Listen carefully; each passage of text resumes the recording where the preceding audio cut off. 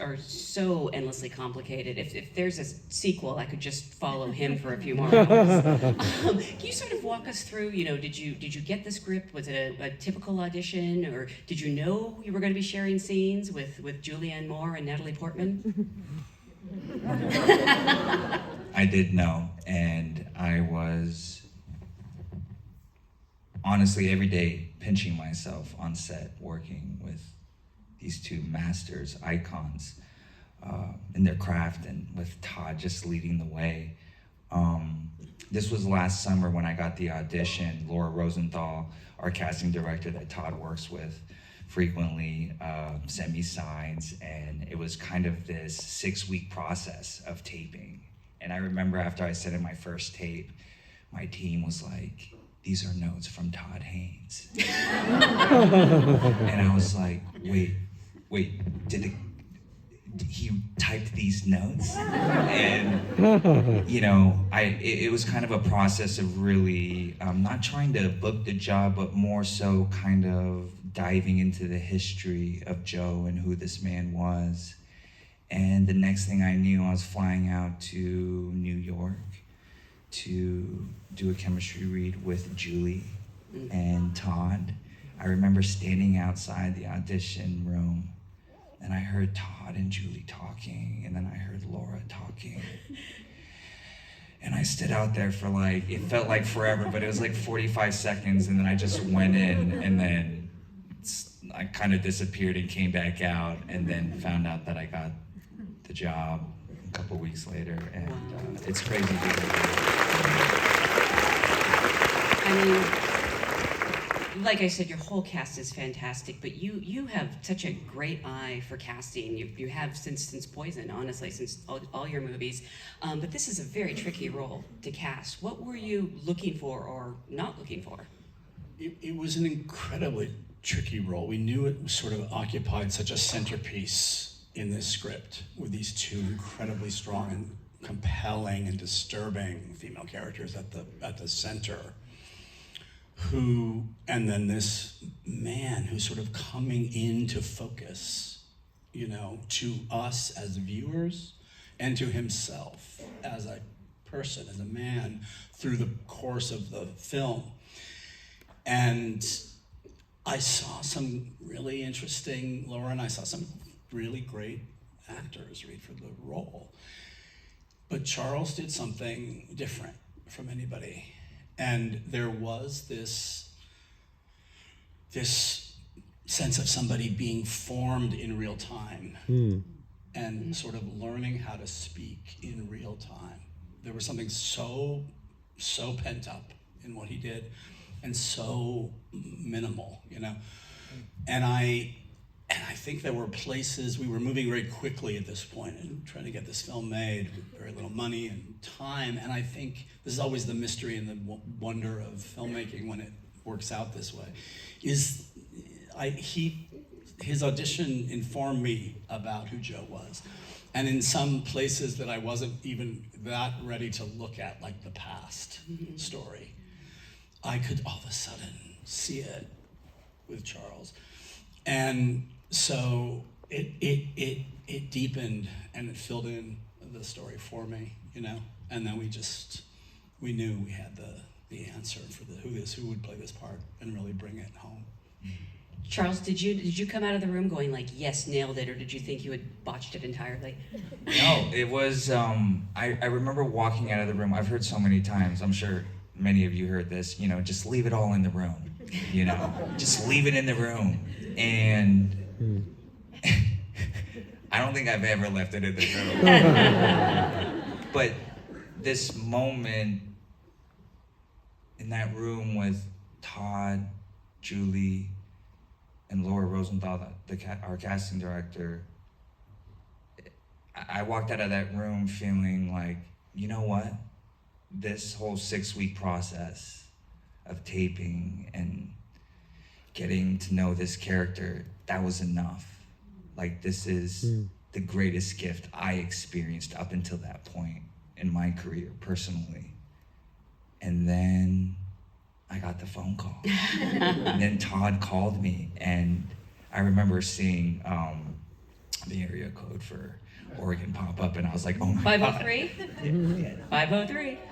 Yes, and we talked, and I was just ready to just get into it, and we talked about how Joe would feel, and not so much what he would look like, but just how he would feel and how that would translate into just like his physicality, and putting on just the physical transformation of just Joe finding comfort.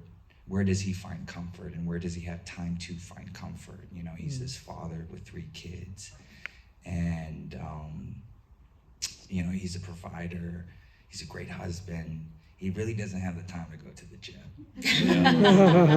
And so that part of the process was really fun. I ate so much ice cream, so many pizzas. It was great. I wanted to eat all those cakes you were making. Those looked amazing.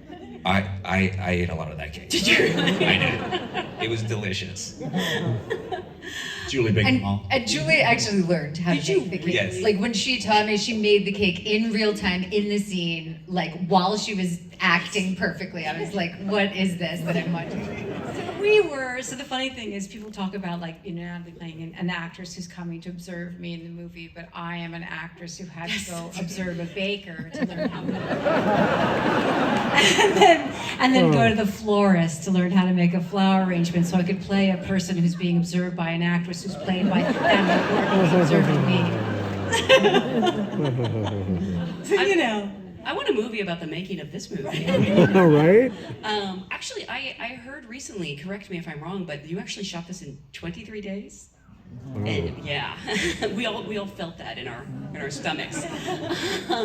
I don't think any of you are strangers to independent filmmaking, but there's something you like about that style of working where you just have to get in and do it, or would you always prefer more time and days?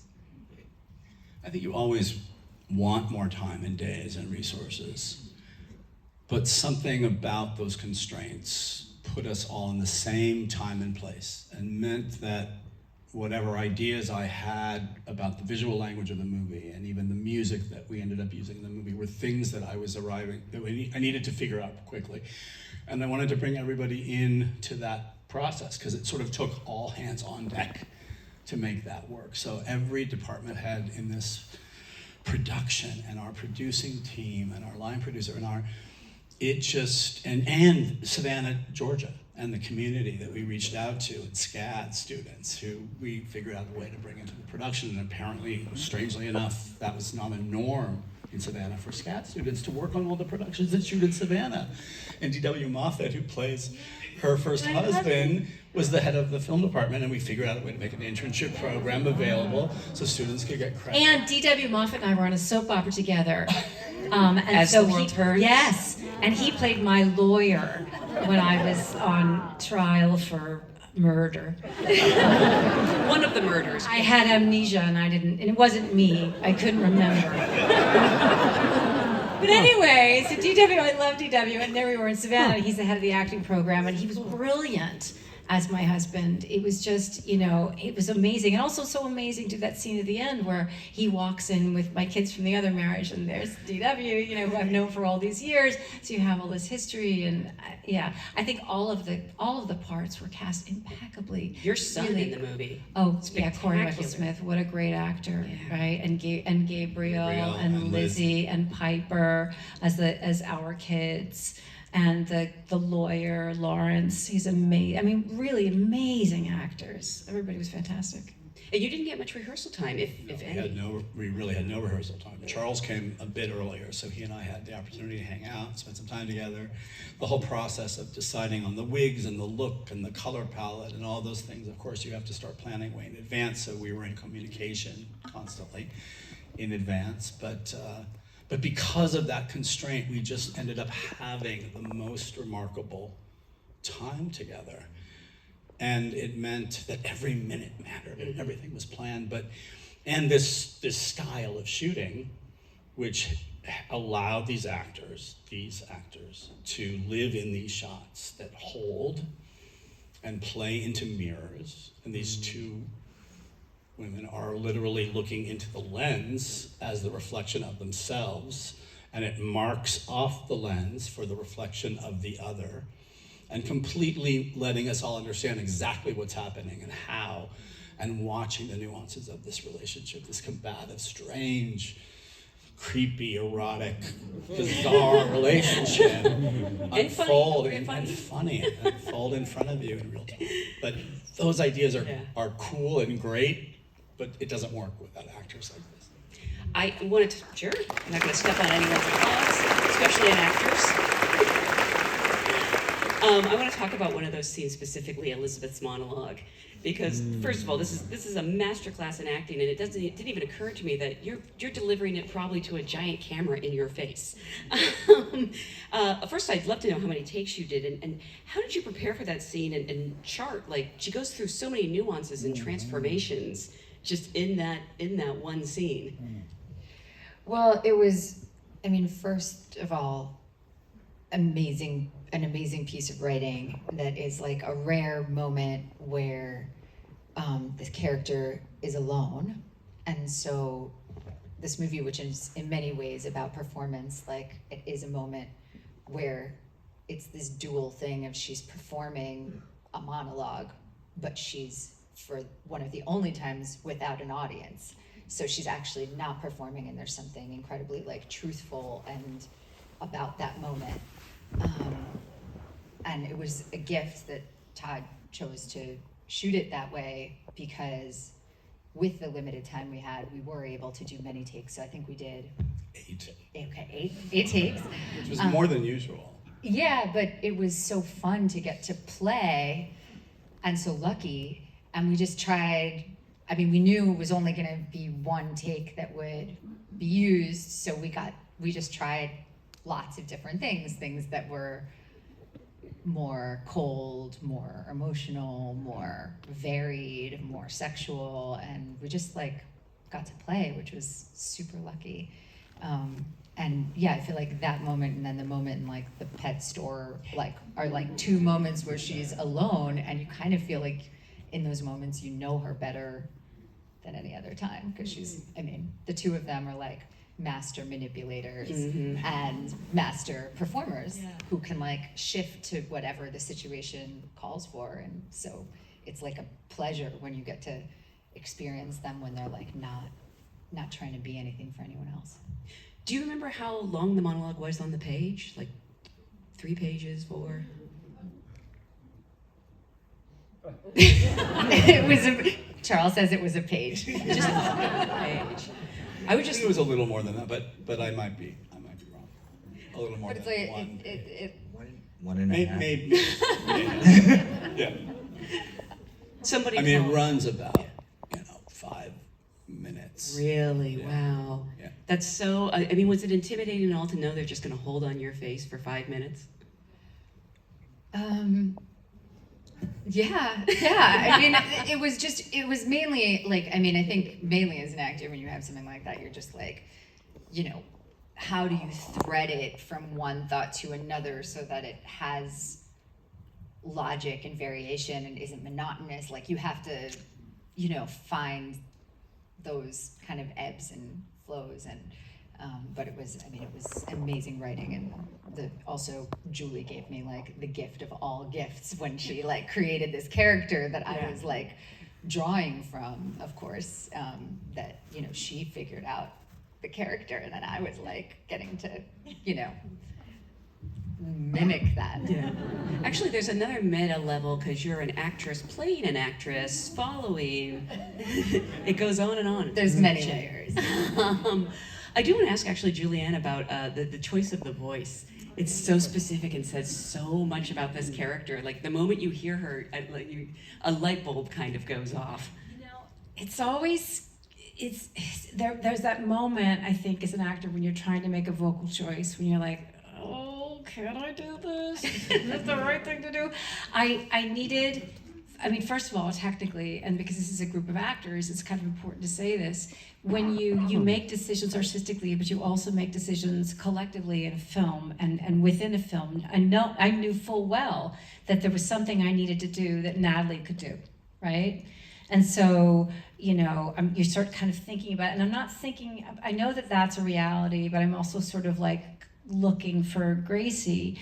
And in doing kind of my research and looking at a lot of our source material and stuff too, I did notice something in Mary Kay Letourneau's speech pattern. She doesn't have a lisp, but she did have sort of the way she held her mouth. And I was really intrigued by it. And because of Gracie's insistence on her kind of femininity and the childlike quality that she presents all the time, I wanted to kind of lean into that. So that's sort of where that happened. All of it, like the nap dress, with the fluffy, always the cap sleeves and the ruffles and stuff, and talking about how protected she was and her narrative of being a child almost. And so the lisp was something that kind of illuminated that, and then also worked for us technically too. But it is really scary because, of course, and then when I started doing it, Todd was like, "Are you doing a lisp?"